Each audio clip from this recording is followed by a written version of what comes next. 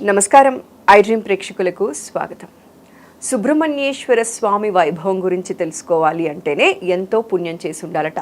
నాగదోషాలు కానీ, సంతానలేమి ఉన్నవాళ్ళు కానీ, కళ్యాణం ఆలస్యం అవుతున్న వాళ్ళు కానీ, కుజదోషం లాంటి వాటితో ఎవరైనా సఫర్ అవుతూ ఉన్నా, బిజినెస్ డెవలప్ అవ్వాలి అన్న భూ సంబంధిత సమస్యలు ఏవైనా ఉన్నా కూడా సుబ్రహ్మణ్యేశ్వర స్వామిని ఆరాధిస్తే ఇవన్నీ కూడా తీరుతాయని అంటారు. అయితే ఇవాళ సుబ్రహ్మణ్యేశ్వర స్వామిని ఎలా ఆరాధించాలి అనే విషయం గురించి క్లియర్గా తెలుసుకుందాం. ఈరోజు మనతో పాటు ఉన్నారు ప్రముఖ జ్యోతిష్య మరియు వాస్తు పండితులు, లలితా ఉపాసకులు నానాజీ పట్నాయక్ గారు. వారిని అడిగి తెలుసుకుందాం. నమస్కారం గురుజీ. శ్రీమాత్రే నమః. గురుజీ, సుబ్రహ్మణ్యేశ్వర స్వామిని ఆరాధించటం వల్ల బిజినెస్లో డెవలప్మెంట్ ఉంటుందని ఇట్లా రకరకాలుగా చెప్తూ ఉంటారండి. అనారోగ్య సమస్యల నుంచి కూడా బయటపడతారు. మన తమిళనాడులో కనుక చూసినట్లయితే కావుళ్ళు తీసుకెళ్లి చెల్లిస్తూ ఉంటారు. వాళ్ళు షష్ఠి కానీ, కృతిక కానీ, భరణి కానీ ఇట్లాంటివి వచ్చినప్పుడు ఖచ్చితంగా ఆ స్వామిని ఆరాధిస్తూ ఉంటారు గురూజీ. మన దగ్గర కూడా ఉన్నారు కానీ తక్కువ మంది ఆరాధిస్తూ ఉంటారు. అయితే సుబ్రహ్మణ్యేశ్వర స్వామిని ఆరాధించే విధానం గురించి, ఎలాంటి సమస్యల నుంచి ఆయన పాదాలు పట్టుకున్న వాళ్ళు బయటపడొచ్చు అనే విషయం ఇవాళ పూర్తిగా తెలియచేస్తారా గురూజీ? ఫస్ట్ ఆఫ్ ఆల్ ఏంటంటే సుబ్రహ్మణ్యేశ్వర స్వామి యొక్క అనుగ్రహం ముఖ్యంగా షష్ఠి మంగళవారం రోజు కలిస్తే కనుక యోగం ఇస్తుంది. షష్ఠి మంగళవారం కలవాలి. ఇంకోటి ఏంటంటే మనం ఏదైనా దేవత ఆరాధన చేసేటప్పుడు ఆ దేవత పటాన్ని మనం పెట్టుకుంటాము, అలంకరణ చేస్తాము, అష్టోత్తరాలు చదువుతాము, ధూప దీప నైవేద్యాలు చేస్తాము. ఇంత ప్రాసెస్ ఉంటుంది. కానీ సుబ్రహ్మణ్యేశ్వర స్వామికి అతనికి ఉన్నటువంటి దీంట్లో ఏమిటంటే కేవలం దర్శన మాత్రేనా చూసి నమస్కారం పెట్టుకుంటూ అనుగ్రహిస్తాడు ఆయన. అంటే పూజ అష్టోత్తరం కాదు, చేస్తే ఇంకా ఎక్కువ కేవలం చూసినంత మాత్రాన్ని అనుగ్రహిస్తాడు అంటారు సుబ్రహ్మణ్యేశ్వర స్వామి. ఎందుకంటే అతని రూపం అలా ఉంటుంది.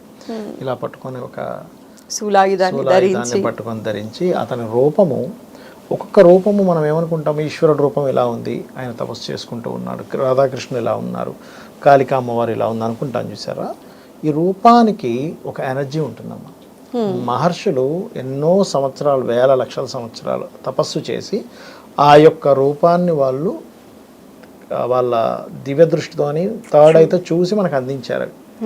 సుబ్రహ్మణ్యేశ్వర స్వామి కామన్గా అందరికీ కనిపిస్తాడు. ఎక్కడి నుంచి వచ్చాయి ఆ రూపాలు అంటే వాళ్ళు దర్శించారు, వాళ్ళు దర్శించి మనకు అందించారు. అయితే ఎవరికైనా కానీ చూడండి, సుబ్రహ్మణ్యేశ్వర స్వామి దీక్ష కూడా ఉంటుంది మనకి. ఎలా అయితే అయ్యప్ప స్వామి దీక్ష, గణపతి అమ్మవారి దీక్షలు ఎలా ఉంటాయి, సుబ్రహ్మణ్యేశ్వర స్వామి దీక్షలు కూడా తీసుకుంటారు. దానికి గ్రీన్ కలర్ డ్రెస్ కానీ రెడ్ కలర్ డ్రెస్ కానీ వేసుకుంటారు వాళ్ళు. సుబ్రహ్మణ్యేశ్వర దీక్ష తీసుకునేవారు గ్రీన్ వేసుకొని చేస్తారు ఎక్కువగా వాళ్ళు సుబ్రహ్మణ్యేశ్వర స్వామిని. దానికి ఎందుకు గ్రీన్ చేసుకొని చేస్తారంటే అప్పులు బాధలు తీరడానికి వేస్తారన్నమాట ఎక్కువగా. అంటే బాగా అప్పులు అయిపోతున్నాయి, సుబ్రహ్మణ్యేశ్వర స్వామి యొక్క అనుగ్రహం ఉంటే అప్పులు తగ్గిపోతాయి.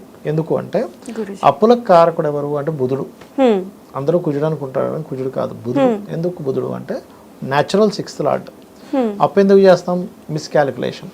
మనం ఎంత అప్పు చేస్తున్నాము, మన శాలరీ ఎంత, లేకపోతే మనకు వ్యాపారం నెలకి ఎంత వస్తుంది అనే అంచనా తప్పు వేసి అప్పు తీసుకుంటాం. అంటే ఒక దగ్గర 1 కోటి రూపాయలు అప్పు తీసుకున్నాం, ఈ 1 కోటి రూపాయలతో మనం నెలలో ఎంత తీర్చగలుగుతాము, దీనికి ఎంత రిటర్న్స్ వస్తాయని క్యాలిక్యులేషన్ సరిగ్గా లేకపోవడం వల్ల అప్పు తీర్చే విషయంలో ఫెయిల్ అవుతాడు మనిషి. ఫెయిల్ ఎందుకు అవుతున్నాడు? క్యాలిక్యులేషన్ సరిగ్గా చేయలేకపోవడం వల్ల. క్యాలిక్యులేషన్ ఎందుకు ఫెయిల్ అవుతుంది? బుద్ధి సరిగ్గా లేకపోవడం వల్ల. అంటే మన క్యాలిక్యులేషన్ ఇచ్చేది బుద్ధి. అరే వీడికి అంత బుద్ధి లేదు అంటుంటాం మనం. అంటే బుద్ధి ఎందుకు బాగుంటుంది, బాగోపోవడానికి కారణం ఏంటి? బుధుడు దానికి ఆధారం. బుధగ్రహం బాగోలేదు, మిస్కాలిక్యులేషన్. కానీ ఈ బుధగ్రహాన్ని యొక్క నెగటివ్ ఎనర్జీని కంట్రోల్ చేసేది మార్స్, కుజుడు. కుజుడికి అధిష్టాన దేవత సుబ్రహ్మణ్యేశ్వర స్వామి. అంటే ఏమిటి? నీకు శక్తి, నేను ఎలాగైనా సాధించగలనని ఒక ధైర్యాన్ని ఇస్తుంది. రావాలి మీకు ధైర్యం వచ్చింది అంటే ఏదైనా సాధించవచ్చు. ఆ ధైర్యాన్ని ఇచ్చేటువంటి ఎనర్జీ ఎవరు అంటే సుబ్రహ్మణ్యేశ్వర స్వామి. అదేవిధంగా కేవలం అప్పు తీర్చడం ఒకటే కాకుండా, శక్తి రావడం ఒకటే కాకుండా, కుజదోషము అంటారు. అంటే జన్మజాతకంలో కుజుడు వేరే పాపగ్రహాలతో పాడైపోయినప్పుడు కుజదోషం ఏర్పడుతుంది. కుజదోషం ఏర్పడినప్పుడు అందరూ ఏమనుకుంటారు, కుజదోషం అంటే వివాహం ఒకటి అవ్వదు అనుకుంటారు. కాదు, ఓన్లీ అది 7వ స్థానాన్ని పాడు చేస్తేనే వివాహ దోషం. లగ్నాన్ని పాడు చేసింది అనుకోండి, కుజదోషం ఏర్పడి ఎప్పుడు ఏదో దెబ్బలు తగులుతూ ఉంటాయి వ్యక్తికి. కుటుంబాన్ని పాడు చేసింది అనుకోండి, కుటుంబ విషయాల్లో కలహాలు, ధన విషయంలో కలహాలు ఉంటాయి. 3వ స్థానాన్ని పాడు చేసింది అనుకోండి, సిబ్లింగ్స్తో కలహాలు ఉంటాయి. ఓకే. ఒక విషయం అంటే అది గొడవకి దారి తీస్తుంది. అరే నేను ఎందుకు ఆ మాట మాట్లాడాను ఇక్కడ అనిపిస్తుంది. ఎందుకంటే 3వ స్థానంలో కుజుడు ఉన్నాడు. కాకపోతే 3వ స్థానంలో కుజుడు ఉంటే ధైర్య సాహసాలు కూడా ఉంటాయి. 4లో కుజుడు పాడయ్యాడు అనుకోండి అమ్మ, ల్యాండ్ ఇష్యూస్ ఉంటాయి. ఓకే. 5లో కుజుడు పాడైతే మిస్క్యారేజ్ అవ్వడము, లేదా పిల్లలతో సంతానంతో గొడవలు జరగడము. 6లో కుజుడిని వాడితే ఎప్పుడు శత్రుత్వం పెట్టుకోకూడదు, శత్రువు నాశనం అవుతాడు. 7లో కుజుడుంటి పాడైతేనే వివాహ జీవితాన్ని పాడు చేస్తాడు, లేకపోతే వివాహ జీవితం జోలికి రాదు అది. అష్టమంలో కుజుడుండి పాడయ్యాడు అనుకోండి, యాక్సిడెంట్స్ అవుతాయి. 9మ కుజుడుంటే కోపంగా ఉండేటువంటి తండ్రి ఉంటాడు, తండ్రితో గొడవలు అవుతూ ఉంటాయి. 10మ కుజుడు శుభుడైతేనేమో లీడర్ అవుతారు, పాడైతేనేమో గొడవలు ఎప్పుడు ఆఫీస్లో గొడవలు, ఉద్యోగంలో గొడవలు అవుతుంటాయి. ఏకాదశ కుజుడు అయితే కనుక మీకు ల్యాండ్స్ మూలంగా వ్యాపారంలో లాభాలు వస్తాయి. 12వ స్థానంలో కుజుడు ఉంటే జీవితం, మ్యారేజ్ తర్వాత గొడవలు ఎక్కువ అవుతూ ఉంటాయి. ఇలా కుజుడు ఒక్కొక్క ప్లేస్లో ఉండడం దాన్ని బట్టి దాని ఫలితం ఉంటుంది. అది పాడయ్యాడా, బాగున్నాడా, ఆ లగ్నానికి శుభ్రా పాప అని తీసుకోవాలి. అప్పుడు అది పాడైతే అప్పుడు సుబ్రహ్మణ్యేశ్వర స్వామి ఆరాధన చేసుకుంటే ఆ దోషం తగ్గుతుంది. అలాగే సర్పదోషాలు ఏర్పడ్డాయి, సుబ్రహ్మణ్యేశ్వర స్వామి ఆరాధన చేసుకుంటే సర్పదోషం తీరుతుంది. అయితే ఈ ఆరాధనా విధానం ఏదైతే ఉందో, సుబ్రహ్మణ్యేశ్వర స్వామి విగ్రహం కానీ పటం కానీ పెట్టుకొని చక్కగా గ్రీన్ కలర్ కానీ రెడ్ కలర్ కానీ వస్త్రాలు ధరించి, ఎందుకు ఈ వస్త్రాలు ధరిస్తారు, వేరే వస్త్రం ధరిస్తే మనకు అనుగ్రహం కలగదా అంటే కాదు. ఈ క్వశ్చన్ చాలా మందికి వస్తుంది గురూజీ. ఒక వస్త్రం యొక్క రంగు మనం ధరించినప్పుడు మనకు బయట నుంచి వచ్చేటువంటి ఎక్స్ట్రా నెగటివ్ ఫోర్స్ ఏదైతుందో ఈ వస్త్రం రక్షిస్తుందమ్మా. అయ్యప్ప స్వామి దీక్ష తీసుకునేటప్పుడు నల్లటి వస్త్రాలు ధరిస్తాం. ఎందుకు? అది చలికాలం. ఫస్ట్ ఆఫ్ ఆల్ చలికాలంలో నలుపు వస్త్రం ఏం చేస్తుంది, చలిని ఆపుతుంది. అర్థమైందమ్మా, చలిని ఒకటి ఆపుతుంది. శనికి సంబంధించిన దోషం కూడా తగ్గుతుంది. నల్లటి వస్త్రాలతో నువ్వు నేల మీద నిద్రపోవడము, ఒంటిపూట తినడము, అదేవిధంగా 2 పూట్లు మీరు దీపారాధన ప్లస్ దైవారాధన చేసుకోవడము, గురువు దగ్గర కూర్చొని మంచి విషయాలు తెలుసుకోవడం, కాళ్ళ చెప్పులు వేసుకోకుండా కర్మను అనుభవించడం చేస్తున్నాం. అప్పుడు ఏమవుతుంది, శని దోషం తగ్గాలి.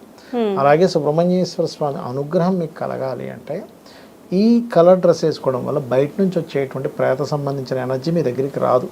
అది రాకుండా ఉన్నంతసేపు మీరు దీక్ష తీసుకొని దీక్షను పరిపూర్ణంగా చేయగలరు. దీక్షా వస్త్రాలు ధరించడానికి కారణం ఏంటంటే, ఒకటేమో నేను ఈ దీక్షలో ఉన్నానని గుర్తు చేయడానికి, 2 బయట నుంచి వచ్చేటువంటి వేరే ఫోర్సెస్ మిమ్మల్ని ఆపి ఇబ్బంది పెట్టకుండా ఉండడానికి చేసుకుంటూ ఉదయం సాయంత్రం దీపారాధన చేసి సుబ్రహ్మణ్యేశ్వర స్వామి అష్టోత్తరాలు చదువుకుంటూ మీకు తోచినటువంటి నైవేద్యం పెట్టి, అంటే మీకు ఎంత శక్తి ఉంటే దాని తగ్గట్టుగా పళ్ళు ఫలాలు ఏం పెడతారో, లేకపోతే ఏదైనా వండి పెట్టగలరా, ఆ రకంగా చేసి చక్కగా ఎర్రటి పుష్పాలతో అష్టోత్తరం చేయాలమ్మ స్వామివారికి. చేసి గనక మీరు ఉదయం సాయంత్రం కనుక చేసినట్లయితే ఫస్ట్ ఆఫ్ ఆల్ మీకు కాన్ఫిడెన్స్ లెవెల్స్ పెరుగుతాయి.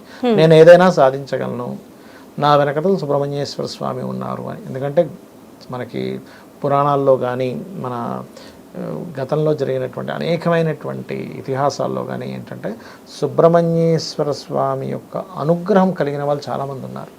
ఎంతో మంది చెడు రూట్లోకి వెళ్ళిపోతారు చూసారా, సుబ్రహ్మణ్యేశ్వర స్వామి ఆరాధన కనుక చేస్తే వాళ్ళు ఖచ్చితమైనట్టు ఒక మంచి రూట్లోకి వెళ్తారు. నేను చూశాను. నాకు తెలిసిన ఒక ఇదైతే, అంటే ఇది దాదాపుగా కొన్ని సంవత్సరాల క్రితం అబ్బాయి చెడు వ్యసనాలకు పాడైపోయాడు. ఆ తల్లి వచ్చి ఒకటే బాధ, నేనన్నా నేను లేదమ్మా, మీరు సుబ్రహ్మణ్యేశ్వర స్వామి బెల్ల ఒకటి మెళ్ళో వేయండి అబ్బాయికి. రోజు అబ్బాయికి ఓం సుబ్రహ్మణ్య ఓం స్కందాయ నమః అని ఒక్క 10 నిమిషాలు అనుకోమని, నీ ఇష్టం, నువ్వు తర్వాత రోడ్డు మీద తిరుగుతావు ఏం తిరుగుతావు నీ ఇష్టం, ఇది ఒక్కటి చేయరా అని చెప్పండి అన్న.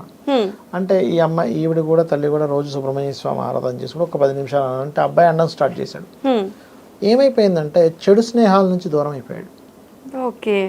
ఒక సిస్టమేటిక్ వెళ్ళిపోయాడు. అంటే ఆ ఎనర్జీ ఏం చేస్తుందంటే, కుజుడికి సంబంధం, వీడు నిప్పు అంటాను చూసారా, నిప్పు అంటే ఏంటి, ఒక మంచి క్యారెక్టర్ అని అర్థం. ఆ తత్వం వచ్చేస్తుంది మనిషిలోకి. అరే నేను ఎందుకు అట్లా ఉండాలి, నేను కరెక్ట్గా ఉండొచ్చు కదా, నేను అమ్మ బాధపడేలాగా ఎందుకు చేయాలి, మా నాన్నగారు బాధపడేలా ఎందుకు చేయాలి, చుట్టుపక్కల వాళ్ళందరూ నవ్వుకులేలా ఎందుకు చేయాలి, నేను నిరూపించి చూపిస్తాను, నేను ఒక రకమైనటువంటి ఒక రెవల్యూషన్ తీసుకొస్తుంది అతను, ఒక మనిషిలో పరివర్తన అనేది మొదలవుతుంది. ఎందుకంటే స్ట్రిక్ట్గా దీక్షగా ఒక సిస్టమేటిక్గా ఉండేటువంటి తత్వాన్ని ఇస్తుంది అది. ఎంత బాగా చెప్పారు గురూజీ. అసలు సుబ్రహ్మణ్యేశ్వర స్వామి గురించి వింటుంటే చాలా సంతోషంగా ఉందండి. ఎందుకంటే దేవతామూర్తుల కష్టాన్ని తొలగించటానికి అవతరించిన ఆ మూర్తిని మనం ఆశ్రయించి ఎలాంటి సమస్య నుంచి బయటపడచ్చు అనే అంశం ఇవాళ పూర్తిగా మా వాళ్ళకి అర్థమయ్యేలా సవివరంగా తెలియచేశారు. మరోసారి ప్రత్యేక ధన్యవాదాలు గురూజీ. శ్రీమాత్రే నమః. శ్రీమాత్రే నమః.